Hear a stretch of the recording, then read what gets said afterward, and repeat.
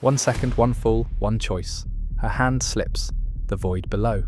His shoulder bleeds. He does not think of himself, only her.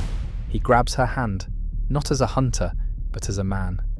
Time freezes. One heartbeat decides everything. He pulls her back, alive, safe, and runs. In the parking lot, he meets his father.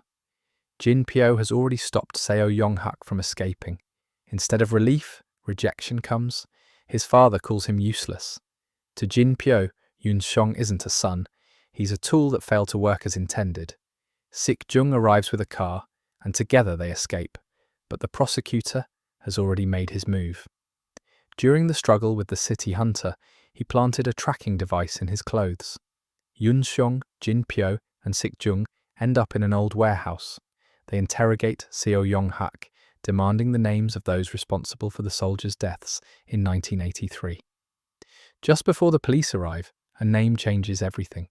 Kim Jong-sik, former Minister of Education. And then another revelation. The city hunter knew about the tracking device. He let the prosecutor get close on purpose, perhaps to prevent his father from becoming a killer in front of him, perhaps to save whatever humanity remains in them. They escape in an ambulance. Jin Pyo, recovering from the sedative Sik Jung used to immobilize him, erupts in violence, attacking Sik Jung mercilessly. Every hesitation, every act of mercy is betrayal of revenge to him. Yoon Seong leaves Seo Yong-hak outside the prosecutor's office, his military IDs hanging around his neck like a weight, like an accusation. He calls the prosecutor. Come now. There's something you need to discover on your own. Unknowingly, the jacket he leaves behind becomes a gift for his pursuers. The scent, the origin, the traces starting to connect. Jin Pyo calls Yoon Seong. Sik Jung's face appears on the screen. A silent message, a threat that needs no explanation. Jin Pyo's voice is cold, sharp. The more Yoon Seong defies him, the more consequences will follow. Something breaks inside Yoon Seong. He storms into his father's office like a storm. No hesitation, no fear, only years of accumulated anger. The fight with Jin Pyo's hired man is brutal. Fists, falls, and then the real war begins, not between two men, but between two worlds. Jin Pyo, frozen and immovable, sees death as solution, justice, purpose.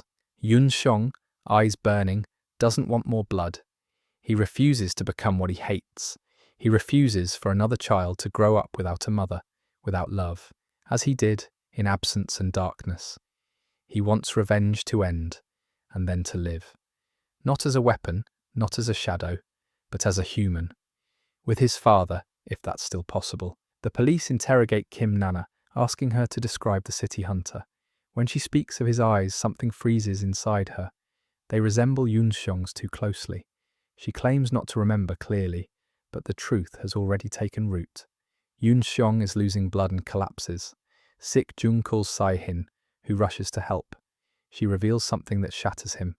Kim Jong-sik is the father of prosecutor Kim Young-ju. Before he can process it, his father learns and accuses him again. He vows to kill them all alone.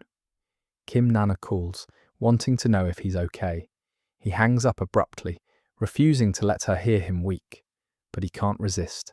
He goes to see her, one last time. On the rooftop, anxiety turns to argument. Who worries more for whom? And then Yoon Seong breaks. He embraces her, kisses her, an unspoken farewell. He gives her advice: be careful. Trust no one. Don't go out at night. Protect yourself. He tells her he makes the sweetest coffee. When she returns, he's gone. His phone is off. Yoon Seong hears his father's voice on Nana's phone. He freezes. He bolts to her house, not thinking of wounds, not thinking of consequences. Only one thing: to get there in time. Jin Pyo had warned him, love no woman, not advice but a threat. Now Yoon Seong knows, Nana isn't just a weakness, she's a target. The prosecutor is certain, all paths lead to Yoon Seong, searching for proof, visiting Sai-hin, not satisfied with her answers. Yoon Seong packs his things from Nana's house, not because he wants to leave, but to protect her. Nana finds him asleep on the couch. She touches his face, covering mouth and nose, seeing only his eyes, and understands. She wakes him. He becomes cold, telling her he was just playing, that she must forget him. He hurts her, intentionally, to survive. Yoon Xiong sees Jin Pyo on the news, realizes his father is already at the hospital, disguised as a doctor. Chaos hides him. Yoon Xiong runs. The prosecutor also arrives. But it's too late. Lee Kyung-woon is dead. The war has begun.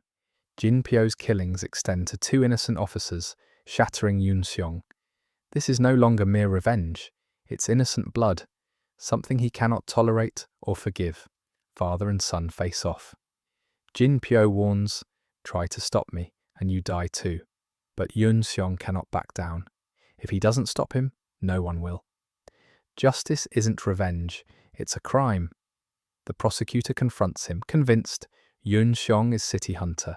He denies it, but the hunt will not stop. Yoon Xiong returns a file to Nana at her cafe, learning about Baiman Deok, the witness whose testimony changed. The true culprit emerges, Kim Jong-sik.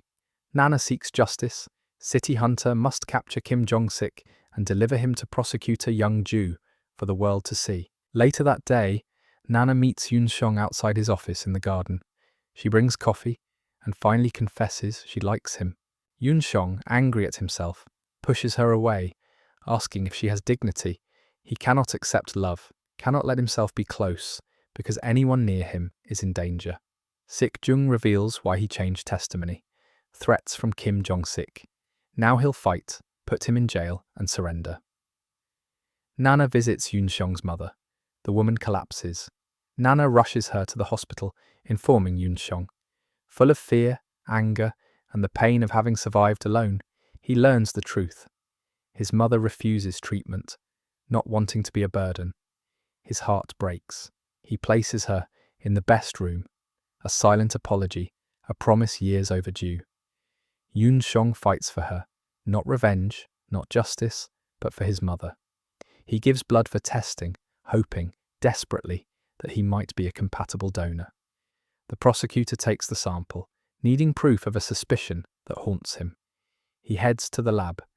Yoon Xiong follows, not to escape, but to prevent condemnation. At the last moment, he switches the vial. The prosecutor enters, sees the open window, searches instinctively. Nana grabs Yoon Xiong's hand, pulling him out of sight, saving him. At that moment, she chooses, not certainty, not safety, him. In a world full of fear, she chose him. If this moment touched you, like the video and subscribe to continue the story.